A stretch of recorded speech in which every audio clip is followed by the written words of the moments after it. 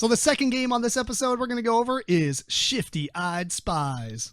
The designer is Prospero Hall. The artists are those at the Forrest-Pruzan Creative, and the publisher is Big G Creative. A sneaky game of sending signals. Basically, this is Awkward Eyed Spies, but we'll get there. Yeah. In Shifty Eyed Spies, each player is going to have a hexagon tile in front of them that shows your player color. Excuse me. There's going to be 4 locations that you put in kind of roughly the corners of your play surface. And these are stand-up representations of locations. Like there's a fountain, there's a like a newsstand, there's a cafe. Can't remember the other one, even though I'm looking straight at it. Oh, it's the subway. And then each player gets these 3 binocular tokens, which we'll come back to. And there's 2 decks of cards. There's a deck of character cards that is basically going to be all the characters in the game that you're playing with. So you take out the ones that you're not playing with. Right. Yes. You have your character color in front of you, but it also shows a picture of your character, and that's what shows up on the cards. Yes. It's I think up to 8 players. So you take out the ones that you don't play with. There's also a deck of locations, which is essentially just the 4 locations that are out there. And you're going to have one of each of these. And the game does go in a turn order. Mm-hmm. However, the game also has a real-time element on top of that you're going to be also doing. So when it's basically not your turn, you're going to look at your 2 cards, and it's going to tell you something. 1, what player do you need to get the attention of? Maybe I have the red card, and that's Eric. So I need to get his attention to let him know that I have his player card. Mm-hmm. So I'll look at Eric, and the whole game mostly says to wink at people. So I'll give Eric a wink or a nod, or, kind of like I'll stare at his face for a few seconds or whatever. It's just something. You're making contact.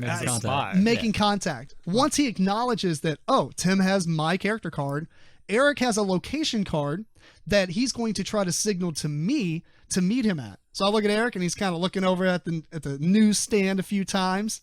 And I'm like, okay, cool. Anyway, that's the real-time element that's going on. He's letting you know the location of the drop. Yeah, the drop. Meet me here. Yeah, this is where the good stuff's at.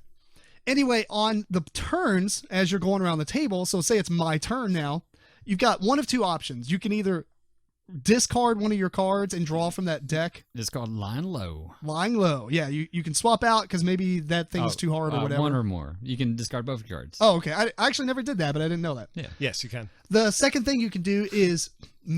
What's the official terminology, Eric? Oh, I forgot. I don't know. Meet your guy. You can meet your person. You can meet the person. Yeah, meet the drop. You basically say, I have Eric's character, and we're meeting at the newsstand. Mm-hmm. And then I would flip over my card and be like, yeah, you are meeting me at the newsstand. Yeah. Because Eric has the newsstand card. Right. And the idea is we would exchange these cards' hands, and they would end up being points. That's kind of like the thematic where I met you there, we exchanged our information, and now you put one of your cards in your hexagon player board. And the idea is you want to get 5 points. Well, they're actually pentagons because 5. You're right. So pentagons. Yes. But there is a couple of caveats. 1, you cannot win unless you win by doing a drop, like a perfect drop with somebody else who also wins. Mm-hmm. They also have to get 5. So if I had 6 points and Eric had 4, if we did it, if we did the exchange, then I would have 7 and you would have 5. We would both win the game. But if I had 4 and I was going to 5 and you had 2 going to 3, I can't win even though I got 5. Right. You have to win with another person. You have to win with another person, and you also have to win doing a drop, which is because there's another way to get points. Yeah. Mm-hmm. So the other way to get points, and the other thing that makes the tension to the game, is these binocular tokens. You get 3 of these, and this is a way you can call out somebody else's secret meeting. Intercepts. Yep. You spin one of these binocular tokens, you'd be like, Eric, I saw you winking over at George. And if you were right, they'll flip over the card to show that you were right, and you get to steal that card, and it becomes one of your points. Right. And that's called a quick intercept. I think. Because you can do something. You can do a double whammy. That's what I'm going to call it. Full intercept. The full intercept, double whammy. In which case, I see that Eric's making this signaling towards George, but now I'm going to wait and bait George into seeing where he's pointing, and I can be like, wait, Eric, you need George to meet you at the fountain. And they're like, and they both flip over the cards. I got them both right. I steal both of those, and that's 2 points. Yeah, tremendous. Can't win the game that way, but so you can really mess with other people. You can mess with the other people. Yeah, that's pretty much all the rules. Yeah. It's simple. It's awkward is what it is. It is fantastic. It's so funny. Yeah, I think it's funny, engaging. As you're going around the table and you're trying to wink at somebody, but there's other people watching you, and you have to be careful. And sometimes you'll just wink at someone that you're not supposed to be winking at, just because you want someone to call you out and be wrong. You know? Actually, I think there might be a thing in the game where you can't Really. Yeah, wink at other people and try to cause chaos. Oh, really? I don't know if we actually ever did that. Now that you say that, I think Sierra I think it did went it on. once. It definitely went on. But I didn't go back to the rulebook, but I think there was something in the rulebook where you're not supposed to do that. Okay, well, that's fair enough, but at the same time, it's still Yeah. great fun. yeah, it is. It was is. fun. It is interestingly awkward having like other couples there and Yeah. you're like winking at people. Meet me over here. Yeah. Hey. It's weird. You. And then you're like looking at your friends and you're like, I've never winked at you before, but I'm gonna start winking at you.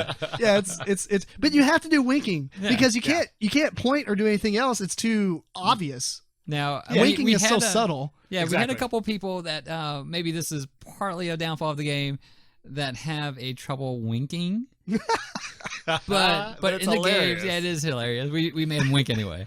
But They're scrunching up half their face. right, it's like so obvious.